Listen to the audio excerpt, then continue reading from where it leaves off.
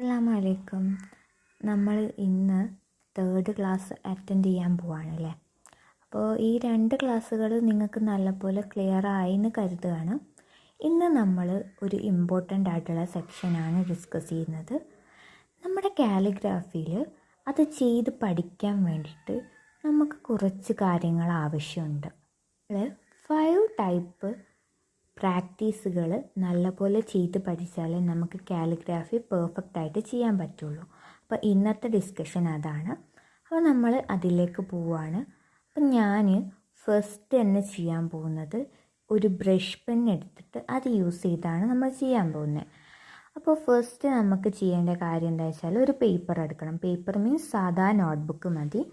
ഇനി ഇതിലാണ് നമ്മൾ ചെയ്യാൻ പോകുന്നത്. ഫസ്റ്റ് നമ്മൾ ഓപ്പൺ ചെയ്തിട്ട് താഴെ നിന്ന് മുകളിലേക്ക് വെരി തിന്നായിട്ടുള്ള ലൈൻസ് വരയ്ക്കുക.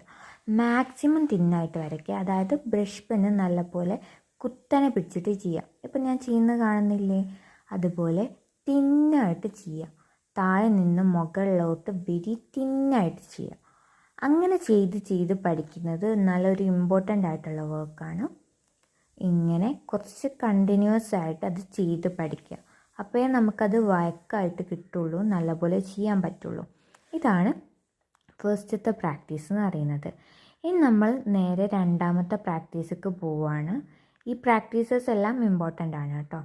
രണ്ടാമത്തേത് എന്ന് പറയുന്നത് മുകളിൽ നിന്ന് താഴോട്ട് തിക്കായിട്ട് വരയ്ക്കുക എന്നുള്ളതാണ്. അതായത് ഫസ്റ്റത്തേൻ്റെ നേരെ ഓപ്പോസിറ്റ്, മുകളിൽ നിന്ന് താഴോട്ട് തിക്കായിട്ട് വരയ്ക്കുക. ഇത് വെരി സിമ്പിളാണ്, നല്ല സിമ്പിൾ മെത്തേഡാണ്. ഇനി നമ്മൾ മൂന്നാമത്തെ മെത്തേഡിലേക്ക് പോവാണ്. ഇതൊക്കെ നല്ല ഇമ്പോർട്ടൻ്റ് ആയിട്ടുള്ള കാര്യമാണ് കേട്ടോ. താഴെ നിന്ന് മുകളിലോട്ട് തിന്നായിട്ട് വരയ്ക്കുക. അതൊരു റൗണ്ട് ഷേപ്പിൽ വേണം വരയ്ക്കാൻ, ഈ ഒരു ചെരിഞ്ഞിട്ടൊരു റൗണ്ട് ഷേപ്പിൽ. എന്നിട്ട് തിക്കാക്കുക.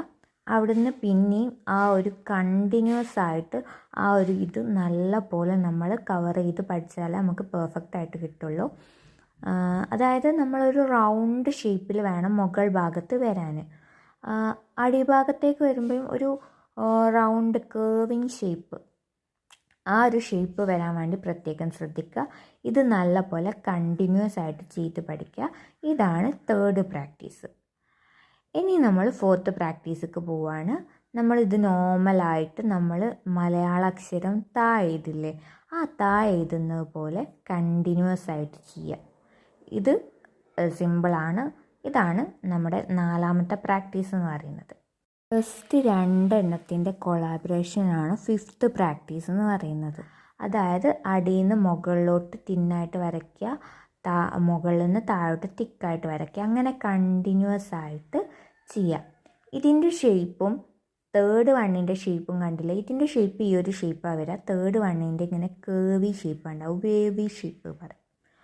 അപ്പോൾ ഇത് നമ്മൾ കണ്ടിന്യൂസ് ആയിട്ട് ചെയ്യാം. ഇതാണ് നമ്മുടെ ഫിഫ്ത്ത് പ്രാക്ടീസ് എന്ന് പറയുന്നത്. അപ്പോൾ ഈ 5 പ്രാക്ടീസസും നല്ല പോലെ പഠിച്ചാൽ മാത്രമേ നമുക്ക് പെർഫെക്റ്റ് ആയിട്ട് കാലിഗ്രാഫി എഴുതാൻ പറ്റുള്ളൂ. ഓക്കെ, എനിക്ക് തേർഡ് ക്ലാസ്സും നല്ലപോലെ മനസ്സിലായി എന്ന് കരുതുകയാണ്. അപ്പോൾ താങ്ക് യു. അസ്സലാമു അലൈക്കും.